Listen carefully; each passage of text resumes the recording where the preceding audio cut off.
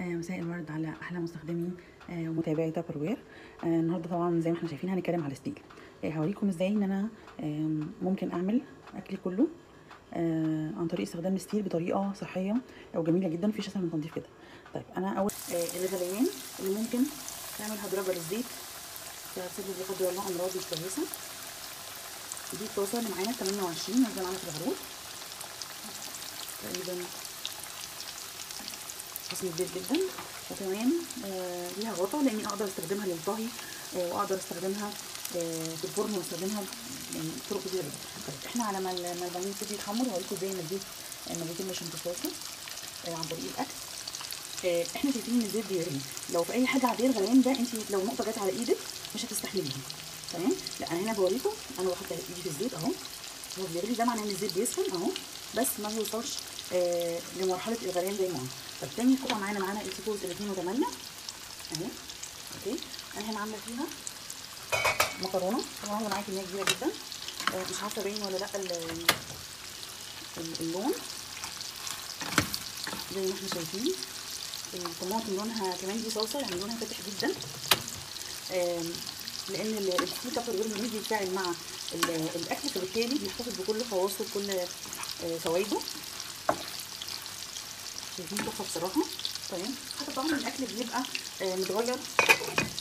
التجربه هنعملها في الطاسه ال20. الناس بقى اللي مش بتحب مثلا الاكل الفرايد، مع ان احنا زي ما قلنا صحي، بس هفترض ان انت عامله دايت عامله نظام، انا هنا هستخدم الطاسه ال20 برده معانا في العروض في الشبع. تمام، انا هنا بسخن الطاسه عشان انا بصور، وبنعمل اختبار بسيط جدا اللي هو زي ما بنقول عليه اختبار كريستال عشان اتاكد ان هي صالحه للشوي دلوقتي اهي. بدل عملت معايا كريستال كده يبقى انا كده اقدر استخدمها للشوي. لو هي كانت نشفت يبقى زي ما احنا شايفين انا كنت مغطيه النار جدا، لازم الطاسه تبقى في نص الشعله. هبتدي احط الفراخ بتاعتي. انا هنا دي وراك مخليه اهي، انا بحطها سخنه جدا، ما بعملش اكتر من اي حاجه غير اني بسيبها هي هتفصل لوحدها. انا هنا هسويها من غير اي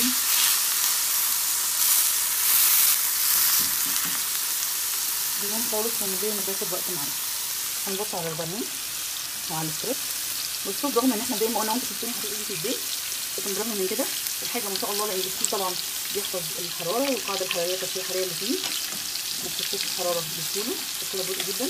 فمجرد انا معاكم مفيش دقيقتين تقريبا اهو، ان شاء الله تحفه يطلع كريسبي وجميل. الزيت على فكره ممكن استخدمه كذا مره، ممكن برضو من خصائص الستيل بتاعت الرز ان انا ممكن اقلي فراخ بانيه مع قطايف، مع حاجه حلوه مع حاجه حادقه، لان الريحه ما بتلقطش من بعض، الحاجه مش بتلقط خالص مني. ثواني هطلعها، احنا لسه بسيبها قلت لغايه ما تستوي خالص، وده لسه ما اتخلطش، بس ده لغايه ما تاخد الشكل بتاعها. تمام، انا هنا شلت وحطيت تاني كمان عشان بس اهو، بس عايزه اوريكم. طبعا هي ما اخدتش مفيش، مش هتاخد حتى منك لو انت بتجهزي ولادك الصبح او الكلام ده، مش هتاخد منك 10 دقايق تحمير. عايزه اوريكم الناس اللي بتبقى مثلا خايفه تقول ازاي بيبقى النار متوطيه او الكلام ده، هتشرب زيت كتير جدا.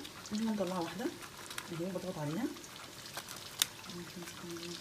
اهي، شايفه اهو،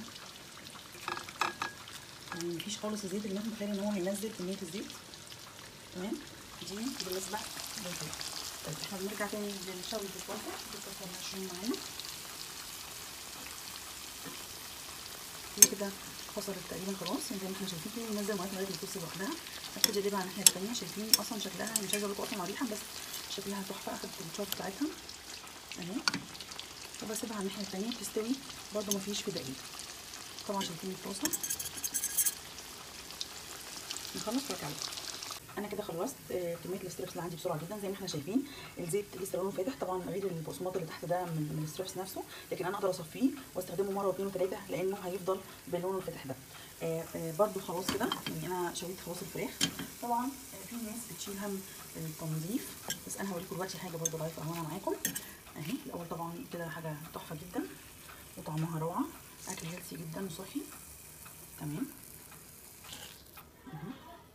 انا كده شلت الفراخ اللي عندي، حتى هي منزله الزيوت بتاعت الفراخ.